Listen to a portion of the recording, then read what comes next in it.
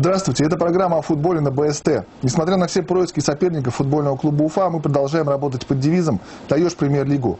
И вот главные тезисы нашего сегодняшнего выпуска. Футбольное дежавю. Но если бы мы забили первым, я думаю, что здесь бы результат совсем был иным. Заколдованные ворота нефтехимика. Снова крупным планом. Все будет зависеть от меня, как быстро я наберу форму. Возвращение Андрея Киреева. Первый круг уже в истории. Основную задачу мы выполнили, в шестерку попали уже. Наступает развязка республиканского первенства. Все дороги ведут в Приютово. С таких высот мы еще не добирались. В преддверии кубкового финала.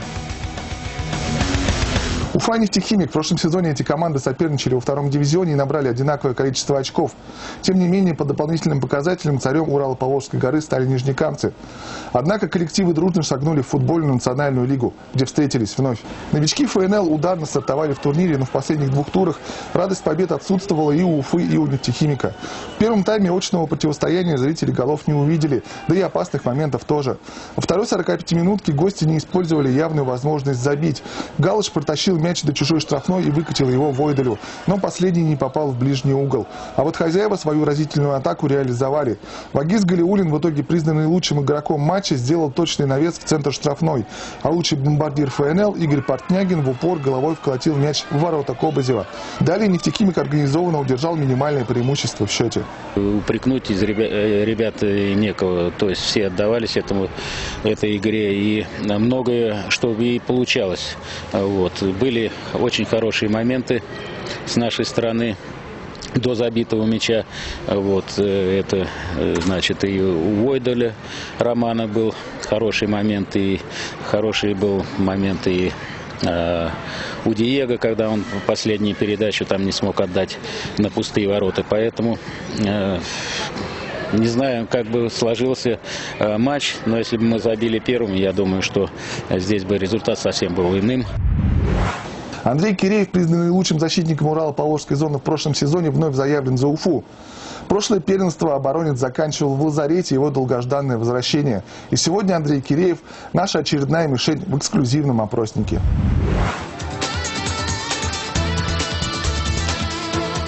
Травма была повреждение голеностопа на тренировке за 4 тура до конца. Неудачно подвернул ногу на тренировке. Изначально был не совсем правильный диагноз. Потом через 1,5 месяца только уже поставили правильный диагноз. Сделал операцию в Москве. И полный срок восстановления 3 месяца. Я больше сосредоточился на восстановлении после травмы.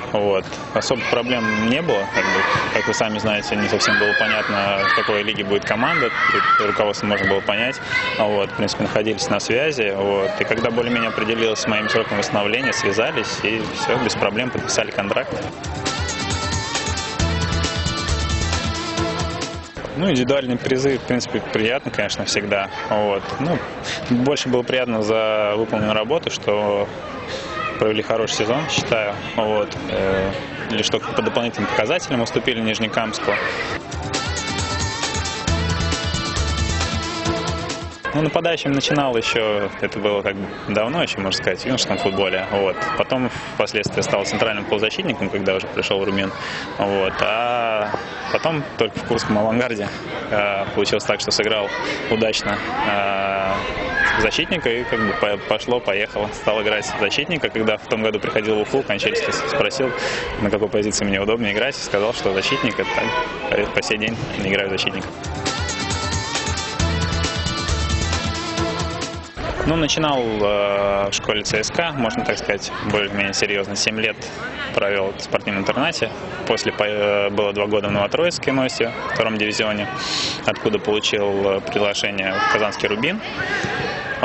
Первый год по большей степени выступал за дубль, второй год сыграл несколько игр в первой команде, потом был Ростов, футбольный клуб, потом Подольский «Витязь», Курский «Авангард».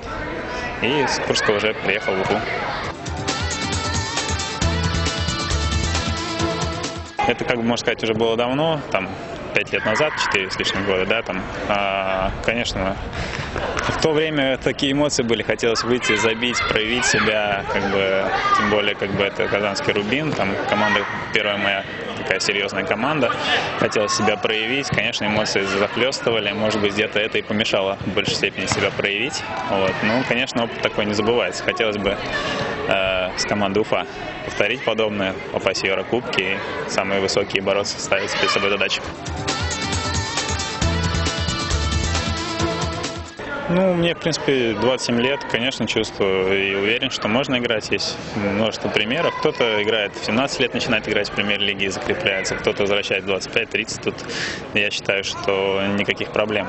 Нужно доказывать, ставить, не останавливаться перед целью, да, поставленной. Я думаю, что все реально. Ну, сроки восстановления стоят конец сентября, начало октября. Вот. Надеюсь, что все будет хорошо. В эти сроки постараюсь войти в общую группу, а там уже все как бы будет зависеть от меня, как быстро я наберу форму и проявлю себя на тренировках, чтобы тренер дал шанс выйти на поле.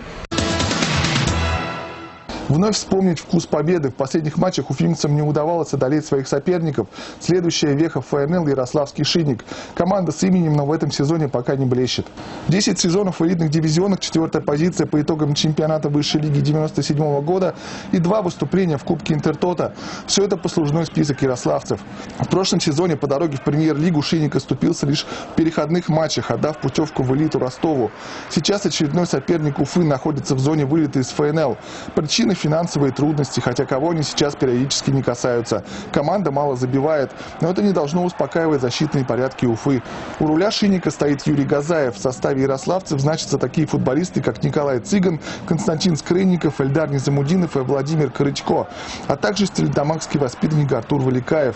Побеждать Шинник необходимо, но сделать это будет не так легко, что не скрывает и экс-капитан ярославцев Роман Войдель. Команда очень хорошая, команда, могу сказать, находится не на своем месте. В команде очень сильный подбор футболистов. Футболисты играли в высшей лиге, так что серьезный матч предстоит. Подошел к концу первый круг первенства республики. Перед последним туром интрига в соревновании за место в первой шестерке сохранялась. Но Арсенал, правда, не из Лондона, а из Нефтекамска, не приехал в Учелы, добровольно отказавшись от продолжения борьбы в турнире. Зато решила свои турнирные вопросы Уфа-2. Дублеры главной команды республики на своем поле обыграли Дивон из Октябрьского 2-0. Голами отметились Сулейман Абдулин и Ильназ Жданов. Состав также у нас там люди, кто на север уезжает, работает, на игры собираются. Травмы. Ну и поэтому, я говорю, где-то чего-то не хватает. Можем нормальную игру отыграть, можем где-то немножко неудачно. Но то, что я говорю, это основную задачу мы выполнили, в шестерку попали уже, радует. Безусловным лидером первого круга является действующий чемпион. Юрматы потеряли лишь 2 очка. В отличие от главной учелинской команды, хорошо смотрятся дублеры Горняка. В шестерку сильнейших попали сразу 2 молодые уфимские команды. 3-я Академия осталась неудел. Удручает отрицательное количество набранных очков у нефтяника, вызванное отказом ехать на последнюю игру в Приютово. И это проявление неуважения к приютовским болельщикам.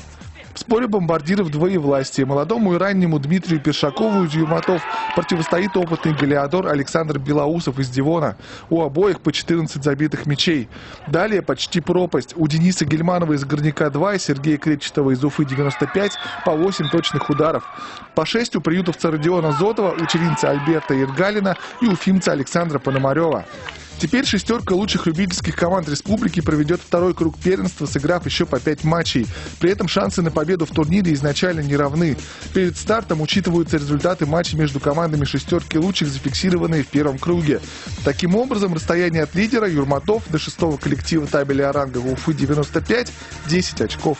Команды очень все настраиваются, как на последний бой, им, можно сказать. Ну, я сам футболист и знаю, как у чемпионов выиграть, это очень престижно. Поэтому на нас настраиваются все вдвойне. И еще о любительском футболе. 26 сентября в Приютово состоится финальный матч за Кубок Башкортостана.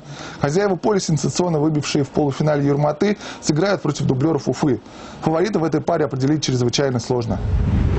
Надо собираться, играть, и Приютово играть, и везде можно играть.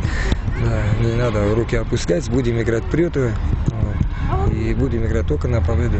Темная лошадка из Приютова способна преподнести сюрприз. Главный козырь – игра на своем поле под присмотром родных болельщиков. Главная звезда команды – экс-игрок профессиональных уфимских коллективов Артем Кашуба. Впервые вот в своей истории такой, скажем, выходит в финал Кубка Республики. Вот что этот выход значит, в общем-то, для поселка, скажем так. То есть футбол, возможно, здесь один из вот значимых таких видов спорта вот для жителей, для самих футболистов, для вас. Что это несет? Ну, честно сказать, для меня, еще раз, я играю с 89-го года, играл в футбол. Для меня это очень значимое значение, честно говоря. Это единственное место, кубок, который мы, может, выиграем, не выиграем, это второй вопрос. Но, по крайней мере, для приютовской команды, для самого приюта это приятно, я так думаю. Потому что за последние, с 59-го года у нас наша команда существует. За таких высот мы еще не добирались еще. И к моему счастью, то, что и игроки мне прекрасно достались. И 12-й игрок, как обычно, вы знаете, что это зрители. А если у нас по данным где-то около 5000 населения, говорит, сюда придет, и даже с районов даже приедут. Я с главной администрацией разговаривал, и с Еремкиевским. Сейчас вот замом, правда, разговаривал. Сейчас постараюсь, чтобы это и с Бижбуляком, с Белебей очень много народ приедет. Так что я даже не знаю, сколько сможем, сколько это влезет. Все это у нас будет бесплатно здесь. Так что это, естественно, это будет 12 игрок для нас. На этом все. Девиз нашей программы «Футбольный клуб Уфа. Даешь премьер-лигу». Любите футбол, но мы отправляемся в Приютово, откуда обещаем привезти эксклюзивный отчет о финальном матче Кубка Республики. До встречи!